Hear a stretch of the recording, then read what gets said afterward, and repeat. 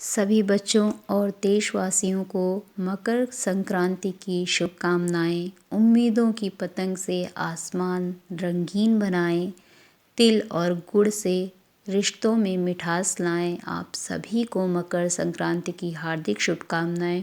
और इस त्यौहार पर मैं आज आपके साथ साझा करने वाली हूँ कुछ बहुत ही विशेष जानकारियाँ। तो चलिए शुरू करते हैं।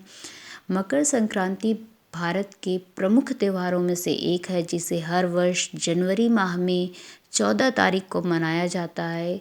इस पर्व को पूरे भारत में अलग अलग तरीक़ों से और अलग अलग नामों से मनाया जाता है। असल में मकर संक्रांति के दिन सूर्य उत्तरायण होता है, यानी कि पृथ्वी का उत्तरी गोलार्ध सूर्य की ओर मुड़ जाता है। तो आइए इसको समझते हैं कि किस प्रकार से ये होता है।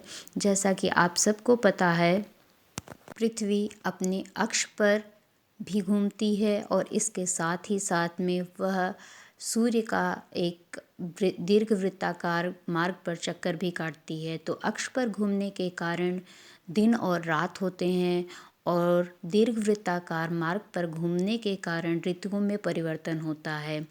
जिस भाग को आप देख रहे हैं सूर्य के सामने, उस भाग पर दिन होता है और ठीक उसके विपरीत जिस भाग पर सूर्य का प्रकाश नहीं पहुंच पाता है, वहां पर रात होती है।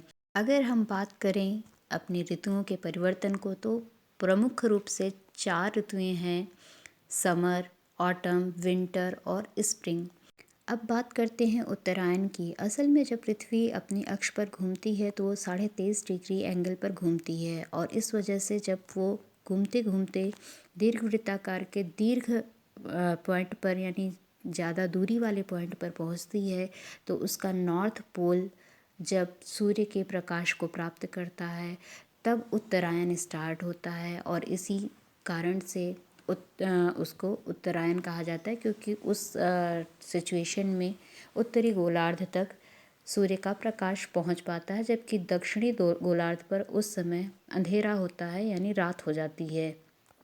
मकर संक्रांति में सूर्य मकर राशि में प्रवेश करता है और इसीलिए इसे मकर संक्रांति या उत्तरायण कहा जाता है। वैसे तो उत्तरायण और दक्षिणायन बहुत ही नेचुरल थिंग्स हैं, बहुत ही नॉर्मल बातें हैं। उत्तरायण आता है, फिर दक्षिणायन आता है, फिर उत्तरायण और दक्षिणायन, ये क्रम चलता है। किंतु हमारी पृथ्वी का अधिकांश भाग भूमध्य रेखा के उत्तर में, यानी उत्तरी गोलार्ध में ही आता है। अतः मकर संक्रांति को ही विशेष महत्व दिया गया है, क्योंकि हिंदुओं में हम ऐसा माना जाता है कि अधिकांश देवताओं का पदार्पण भी उत्तरी गोलार्ध में हुआ है। इसलिए सूर्य की उत्तरायण स्थिति को भी शुभ माना जाता है। वैसे तो इसके पीछे बहुत सी पौराणिक कथाएं भी हैं, लेकिन उसमें से कुछ बहुत महत्वपूर्ण कथाओं के बारे में मैं आपको यहाँ पर ज़रूर बताना चाहूँगी। ऐसा माना जाता है कि इस दिन, यानी मकर संक्रांति के दिन, सूर्य भगवान अपने पुत्र शनि के घर गए थे, जो कि मकर के देवता माने जाते हैं, मकर राशि के देवता माने जाते हैं।